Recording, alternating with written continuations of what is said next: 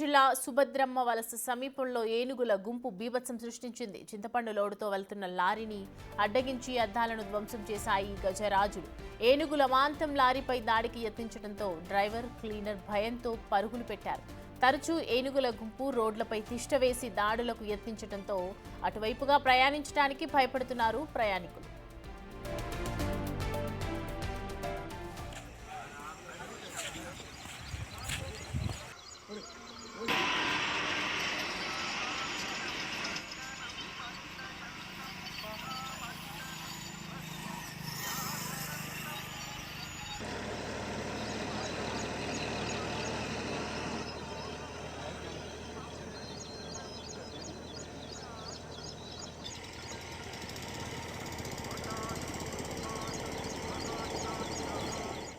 ఈ అంశానికి సంబంధించి పూర్తి డీటెయిల్స్ మా ప్రతినిధి శివశంకర్ అందిస్తారు. శివశంకర్, ఏనుగుల గుంపు రోడ్డుపైకి తిరుగుతున్న గతంలో కూడా చూసాము. సో దీనికి సొల్యూషన్ ఏంటి, ఏం చెప్తున్నారు?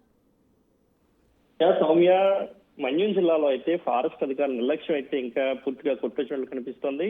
ఫారెస్ట్ అధికారుల నిర్లక్ష్యం కావచ్చు, గజరాజుల బీభత్సం రెండూ కూడా ప్రజలను భయభ్రాంతులకు గురి చేస్తున్నటువంటి పరిస్థితి కంటి మీద కునుకు లేకుండా చేస్తుందని చెప్పుకోవచ్చు. ఎందుకంటే 10 రోజుల క్రితమే ఇలాంటి ఘటన అనేది ఆల్రెడీ మనం చూసాం. నడి రోడ్డుపై ప్రజల్ని ఆ గంటల పాటు కూడా ఏనుగులు స్తంభింపజేసేటువంటి పరిస్థితి చూసాం. మళ్ళీ ఈ రోజు ఎర్లీ మార్నింగ్ ఓ టమాటా లోడ్తో వెళ్తున్నటువంటి ఓ వ్యాన్ అడ్డగించడం జరిగింది. వ్యాన్ యొక్క అద్దాలు ధ్వంసం చేయడం మనం చూస్తా ఉన్నాం. అదేవిధంగా వెంటనే డ్రైవర్ కావచ్చు, క్లీనర్ కావచ్చు భయంతో పరుగులు పెడుతున్న పరిస్థితి. ఇది ఒక్క ఘటనే కాదు, మొత్తం ఆ లారీలో ఉన్నటువంటి మొత్తం అంతా ఐటమ్ అంతటిని కూడా చిందరవందర చేసేటువంటి పరిస్థితి. అంతేకాకుండా సుభద్రమ్మ వలస ఊర్లో ఉన్నటువంటి వివిధ రకాల కిరాణా దుకాణాలు కావచ్చు, అదేవిధంగా చికెన్ సెంటర్ కావచ్చు, ఎన్నింటిని కూడా నాశనం చేసినటువంటి పరిస్థితి కూడా ఈ రోజు నెలకొందని చెప్పుకోవాలి సౌమ్య. మొత్తంగా మనం చూసుకుంటే 8 ఏళ్లుగా ఏనుగులు సంచరిస్తూ ఎన్నో వేల ఎకరాల పంటలు ఇప్పటి వరకు ధ్వంసం చేసిన పరిస్థితి అయితే ఉంది. అరటి కావచ్చు, జొన్న, కూరగాయలు, వరి పంటలు కావచ్చు, ప్రజల మీద దాడి చేసి సుమారు ఇప్పటి వరకు 11 మందిని చంపేసినటువంటి పరిస్థితి అయితే ఉంది. అదేవిధంగా ఫారెస్ట్ ట్రాకర్లు కూడా మృత్యువాత పడినట్లు చేసినటువంటి పరిస్థితి అయితే ఉంది. దీనిపై అధికారులు మాత్రం పూర్తి స్థాయిలో చర్యలు చేపట్టలేదని చెప్పుకోవచ్చు.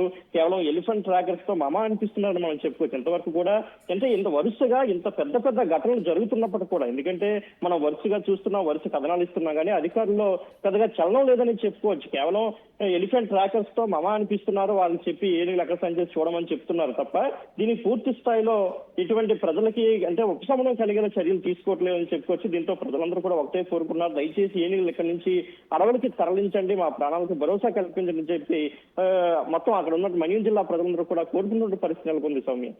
శివశంకర్, అక్కడ ప్రజెంట్ సుభద్రమ్మ వలస స్థానికులు ఏం చెప్తున్నారు అంటే, చుట్టుపక్కల ప్రాంతాల్లో వరుస ఇట్లా తిష్ట వేస్తూ ఉన్నాయి ఏనుగులు, ఇలా హానికరం కదా రోడ్ల గ్రామాల్లోకి వెళ్ళటము, ప్రజలకు కూడా భయాందోళన కలిగించే సమస్య కదా ఇది.